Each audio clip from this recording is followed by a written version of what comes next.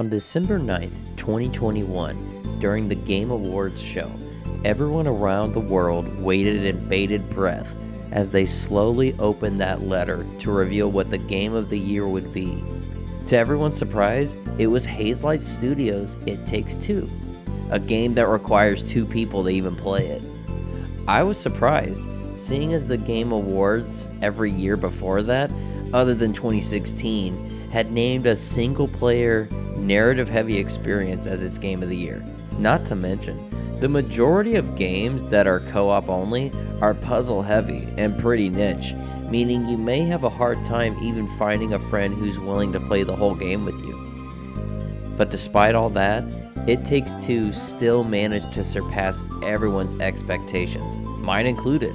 It's one of the rare co-op games that I would actually recommend to anyone myself, no matter what kind of genre of games you are usually into. It's a non-stop thrill ride where fun and variety are prioritized over everything else. Which is awesome, right? Well, yeah, technically. As long as you can handle a little cringe.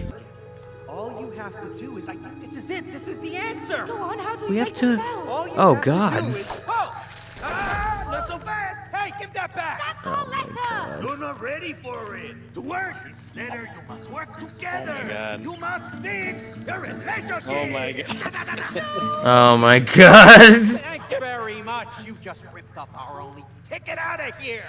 I was already looking forward to It Takes Two because I'm a big fan of two-player only games. If you saw my video on the We Were Here series, you may remember me mentioning Hazelight Studios a couple of times. They're a newish game studio founded by Joseph Fares, a Lebanese film director who grew up in Sweden. And no, that's not him in A Way Out, that's his brother Fares Fares. Having directed 5 movies from 2000 to 2010, Fares felt that he could succeed by bringing his perspective in film to the gaming industry. After working on Brothers, A Tale of Two Sons with Starbreeze Studios, he decided to open his own game studio, which became Hazelight Studios. Both of their games so far were published by EA, who is interested in pumping money into the indie game development scene and labeling them EA Originals. Hazelight's first game, A Way Out, released in 2018, selling over 3 million copies and being generally liked by most reviewers. I loved the game myself. I had so much fun playing with my friend Sam that after we beat it, I immediately fired it up again with my wife for a second run. The game has tons of puzzles you have to interact with together while communicating to figure out what you're supposed to do, as well as giant set pieces where you must work together or die. I was also a big fan of the narrative. It served its purpose to put you in these wacky two-player situations that were usually pretty serious while making its two main characters very believable. I absolutely loved that the game had 2 endings and why it had to have 2 endings. The game also did well not to wear out its welcome, clocking in about 7 hours to complete. So when Sam and I heard about Hazelight's next game, we knew we had to play it.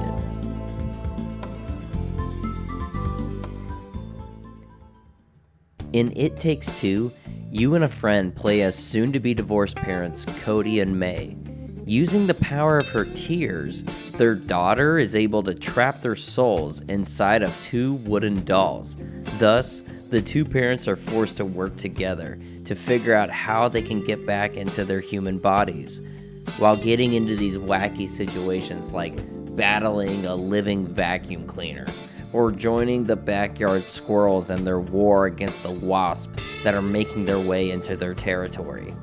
I'll just say it up front, I did not like the narrative of this one nearly as much. Its story rides this weird fence between being like a kid-friendly game for the whole family, while also being targeted at an older audience. Shit. Your relationship. He said Alex. shit. With a He P. said relationship. He said shit. John, shit. As in shit, like caca. Like caca! When the parents are turned into toys, they're greeted by the worst character of 2021, the Book of Love. After introducing himself, he explains that they've been turned into toys because they aren't in love anymore, and they must work together to fix their relationship. Cody and May don't like this idea, but listen to the book so they can turn back into humans. The more I see this book, the more it felt like the game was hinting that all the parents who divorced in the past just didn't try hard enough in their relationship. Compatibility just isn't a thing. And, spoiler alert, cover your ears. Skip to avoid slight spoilers of the ending. Okay? Have I waited long enough? Alright, here we go. Over the course of the game, they start to like each other again. For no real reason either. Whenever Cody and May actually do talk about their failing marriage, it sounds like they get their ideas for marriage problems from the I'm sorry section in the CVS greeting card aisle. Because she is never at home. Excuse me? I'm working for both of us. I can't be in two places at the same time, can I? It's true. You're never at home. Cody, do you really think I'm choosing to be away from home? I don't know. That's just what it's been like for a long time. Well, it's not my choice. What do you mean? If I lost my job, we'd lose everything.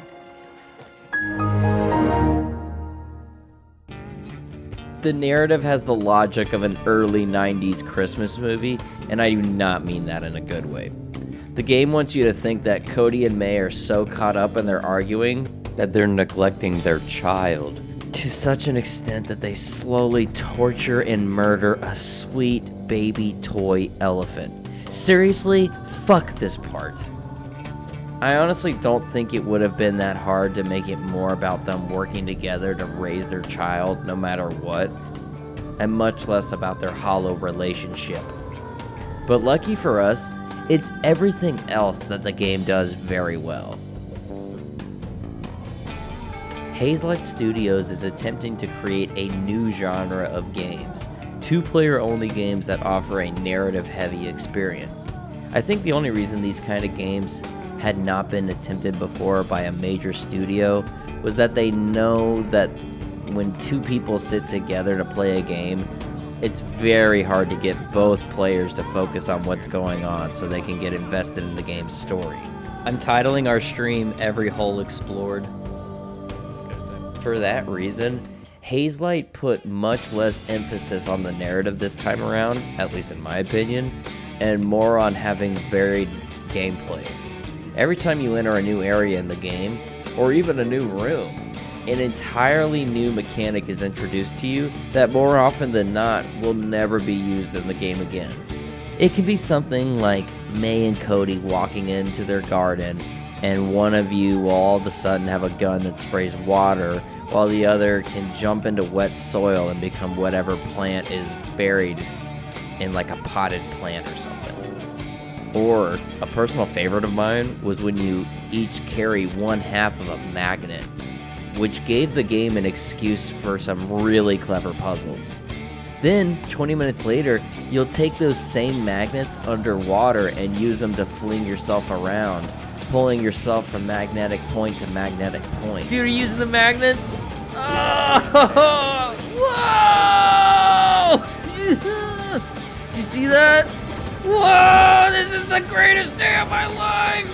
Whoa, look at me go, look at me! Whoa! I remember thinking certain levels of this game could be entire games of just this mechanic. Not great games, mind you, but whole games. The game also loves to break up the giant set pieces and boss battles with mini games thrown in throughout that were always a nice distraction. You can even play a whole game of chess against each other. The best, however, was Whack-A-Mole. Despite making a bit of a mockery of a very touchy subject, It Takes Two is a fantastic game that shows Hazelight Studios' incredibly diverse talent in game development, despite only having made 2 games so far. The founder and creative director, Joseph Fares, I don't know which one it is. is already talking about how the studio's next game is going to blow everyone away. I'm obviously going to buy it and play it as soon as I can, but I really want him to lean more into his film experience in the next game, more like he did in A Way Out. But to be honest, he clearly has a special talent when it comes to game design, and I think anything he puts out is going to absolutely kick ass. Even though I felt like the game almost wore out its welcome, clocking in about 12 hours, it's a very solid entry that proves Hazelight Studio knows how to make a really fun-ass game while keeping the dying art of split-screen co-op alive.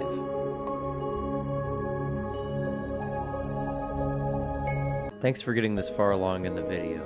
I really appreciate you checking out my take on It Takes Two. I really want to thank my good friend Slippin' Sam Orlando Goldblum for playing through the game with me. You're a treat and a treasure. Love you, boy. We played through the whole game on my Twitch, which I will have the link on the screen and in the description. I come on there every once in a while, and kind of whenever I feel like it. Sorry about that. But I'd love if you went over and shot me a subscribe and come hang out. And I will see you on the next one. Smell you later.